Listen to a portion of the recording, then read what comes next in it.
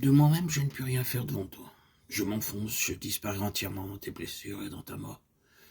Je n'ai de refuge qu'en tes saintes blessures et dans ta mort. Où je descends, fais de moi ce que tu voudras. Ensevelis-moi en ta mort.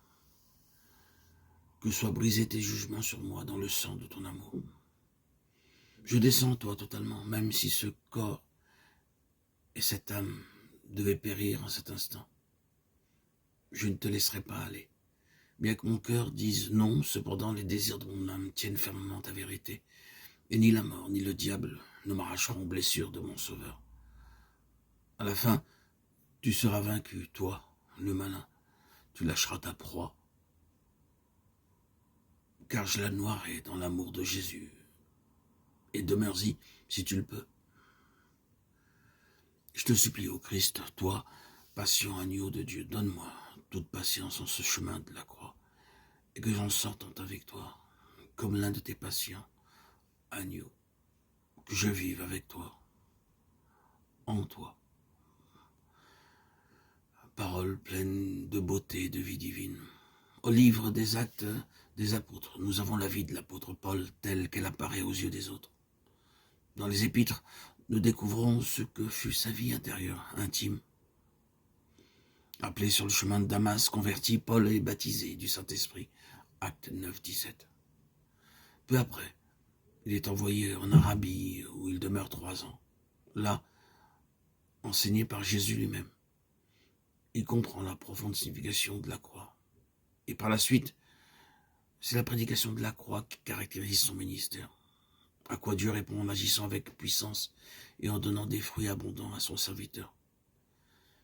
Mais quelle est l'expérience de l'apôtre lui-même?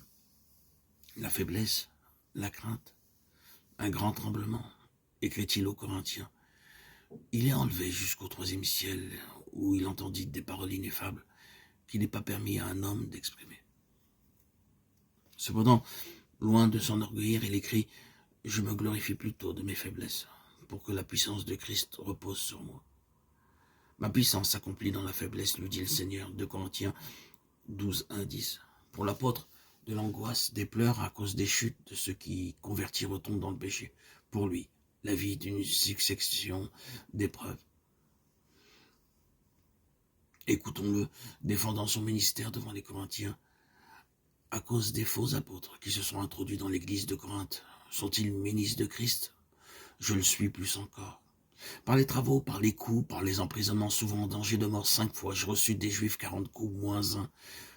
3 fois j'ai été battu de verge, 1 fois j'ai été lapidé, 3 fois j'ai fait naufrage, j'ai passé un jour et une nuit dans l'abîme, fréquemment en voyage. J'étais en péril sur les fleuves, en péril de la part des brigands, de la part de ceux de ma nation, de la part des païens, en péril dans les villes, dans les déserts, sur la mer, parmi les faux frères. J'ai été dans le travail, dans la peine, exposé à de nombreuses veilles, à la faim, à la soif, à des jeûnes,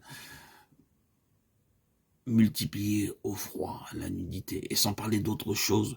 Je suis assiégé chaque jour par les soucis que me donnent toutes les églises. Qui est faible, que je ne sois faible.